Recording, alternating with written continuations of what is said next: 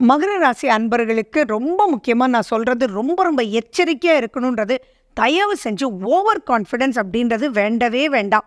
3ஆம் வீட்டில் சனி பகவான் இருந்தால் மிகவும் நன்மை. ஆனால் இப்போ அவர் வக்ரம் பெற்று இயல்புக்கு மாறிய நிலையில் இருக்காரு. அப்போ மகரத்தில் இயல்புக்கு மாறிய நிலையில் ஓவர் கான்ஃபிடென்ஸாக, ஓவர் திங்கிங்காக, ஓவர் இன்வெஸ்ட்மெண்ட் ஒருத்தன் கொடுக்குறான். பேங்க்குக்கு அவங்க போகிறாங்க, 5 லட்ச ரூபா கேட்குறாங்கன்னா 15 லட்ச ரூபா உங்களுக்கு அப்ரூவ் பண்ணலாம் சார் அப்படின்னா உடனே இதை எடுத்துக்கிட்டு அது ரொம்பவே எக்ஸ்பேண்ட் பண்ணால் நிறைய மாட்டிக்குவாங்க அப்படின்ற ஒரு விஷயம் மட்டும் ரொம்ப எச்சரிக்கையாக இருக்கணும். அதே மாதிரி குடும்பத்தோட வாக்குவாதங்கள் கண்டிப்பாக வேண்டாம். தான் என்ற எண்ணம் இப்போ அறவே ஆகாது. அதை தவிர மற்ற நிறைய விஷயங்கள் அவங்களுக்கு ரொம்ப நல்லாயிருக்கும். பிஸ்னஸ் டேர்ன் ஓவர்ஸ் நல்லாயிருக்கும். அவங்களுடைய லேபரர்ஸ் ரொம்ப கஷ்டப்பட்டுட்டு இருந்தாங்க. அவங்க சொல்கிறத கேட்டு நடக்கக்கூடிய லேபரர்ஸ் இல்லையே, ஆர்டர் வருது ஆனால் அதை செஞ்சு முடிக்க முடியலையே, இவங்க ஒன்று ஆர்டர் எடுத்தால் வேறு மாதிரி ரிசல்ட் வருது அப்படின்னு நினச்சவங்க எல்லாமே பார்த்தீங்கன்னா, அவங்க ஃபார் எக்ஸாம்பிள் ஒரு கேண்டிடேட்டை ஹையர் பண்ணியிருப்பாங்க.